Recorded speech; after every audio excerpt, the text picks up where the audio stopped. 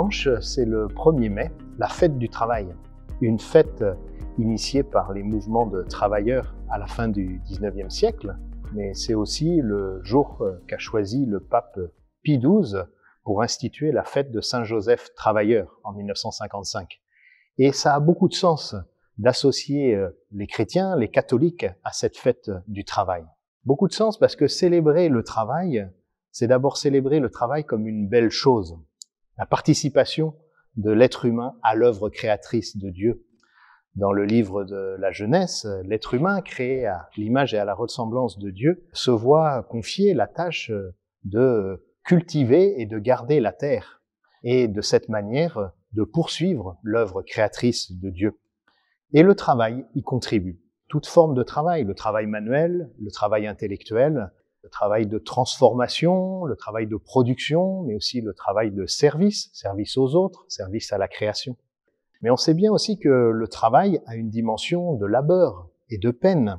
Il peut être aussi un lieu de domination, d'exploitation de l'homme par l'homme. Et le 1er mai, c'est aussi la manifestation de la solidarité nécessaire entre les travailleurs pour lutter pour la reconnaissance de la dignité du travail, pour lutter pour la reconnaissance des droits des travailleurs.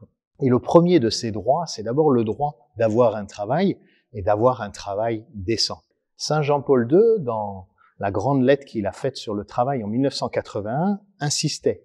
Il faut toujours qu'il y ait de nouveaux mouvements de solidarité des travailleurs et de solidarité avec les travailleurs. Voilà ce que disait Saint Jean-Paul II.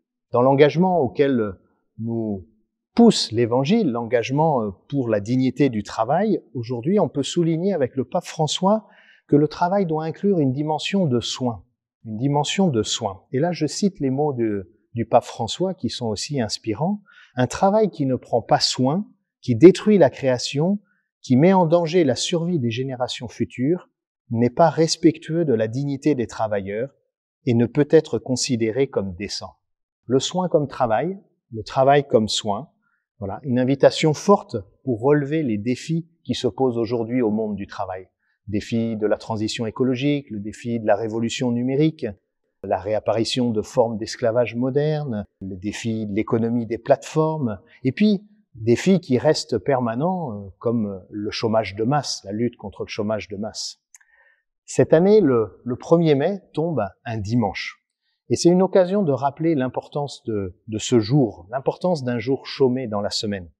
Nous nous rappelons qu'au 7e jour de la création, dans le récit de la création de la Genèse, Dieu se reposa de l'ouvrage qu'il avait fait les 6 premiers jours. Bien sûr, il est indispensable que le dimanche, certains travaillent dans les commissariats, dans les hôpitaux.